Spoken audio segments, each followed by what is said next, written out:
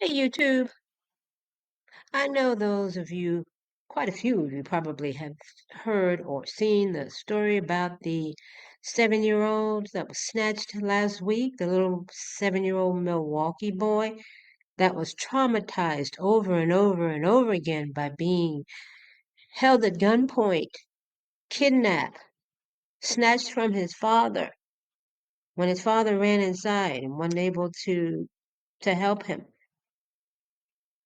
when he was taken and hidden into a room or an attic where the kidnappers called his mom and he heard his mom on the phone saying she was going to come and get him, but she never came to get him. And then he gets discovered, he gets found, but he's not returned to his family. He gets put in child protective services. Do you know how much trauma that is for that little boy within a 24-hour period? But I have a question for you. What if this was a trafficking case? Now, it was not. Let me clarify. It was a botched ransom kidnapping. But what if it was a trafficking case? Trafficking case. What if, what if the biggest problem I see with that is because it took the cops so long to put out that Amber Alert for this missing, kidnapped boy, 5 hours, I believe it was. Do you know how much transaction could have taken place in 5 hours if this were a trafficking situation? Do you know how far they could have gotten? How many times that little kid could have been sold? How many times he could have been assaulted if this were a trafficking case? Because they wouldn't have taken him someplace cushy and given him snacks. There wouldn't have been a discussion about whether they were going to hurt him. They would have hurt him. It's a matter of who, when, how many times. I thank God it turned out the way it did. But we really need to stop and think about it, because just as quick as they took that boy with that botched kidnapping, that is exactly how fast they could have taken him for trafficking. That's really something to think about, especially with school starting back up. Some places, some states have already started back in school. Others, it's right around the corner. That's definitely something to think about. This is high time for predators. Kids are all outside, standing at the bus stop. Many of them are standing out there alone, and yes, young ones.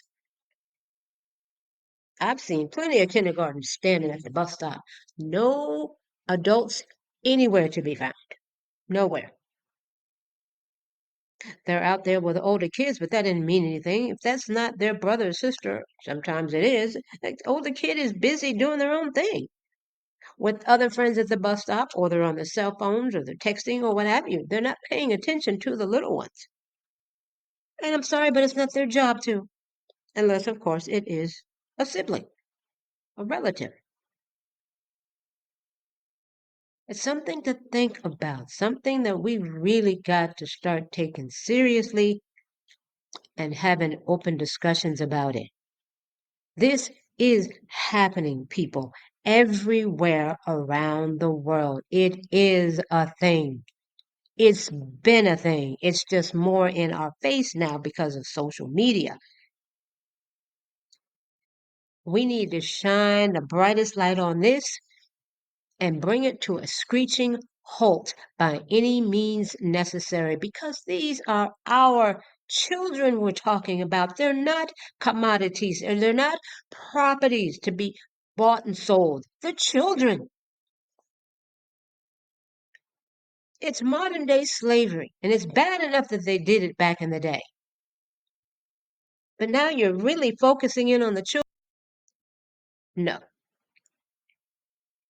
That is not acceptable. So I urge you to please subscribe to this channel, sign up for notifications, put them on all. I'm going to try to come through every day. If I don't do a lengthy video like this, I mean, this isn't lengthy for me, it is, but if I don't do a talking video like this or go live, then I'll do a short, but I'll be trying to put something up related to this urgent call to action. Please join me. Share these videos. Send these out to anybody and everybody that you know, don't know, who knows a friend, who knows a friend.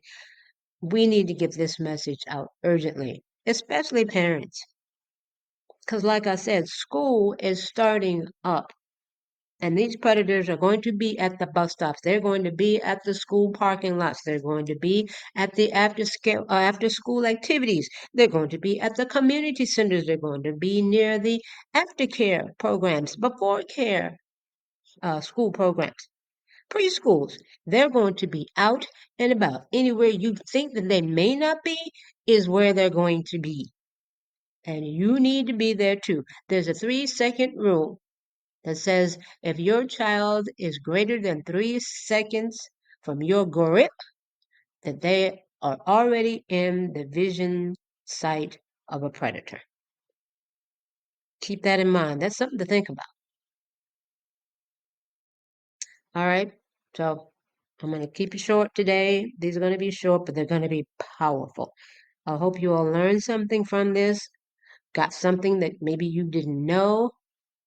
And remember, again, predators can be in your neighborhoods. They can be in your home. They can be in churches, motels. They can be at social events. They can be at camps. They can be at concerts, NBA basketball tournaments, spring break trips. They're everywhere, all over the world. What are you prepared to do?